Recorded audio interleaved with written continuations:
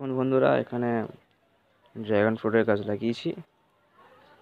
এখানে একটা জিনিস করেছি যে ড্রাগন ফ্রুটের ডালের ওখানে মাটি দিয়ে দিয়েছি, কারণ যে নার্সারি থেকে কেনা হয়েছে সেখানে ডালগুলো নিচের দিকে আছে, যে কারণে গাছটা উপর দিকে বাড়বে না।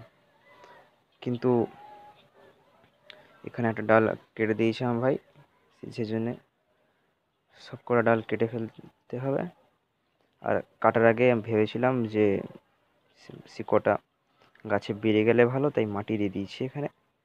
এবার আমি ডালগুলো কেটে ফেলবো।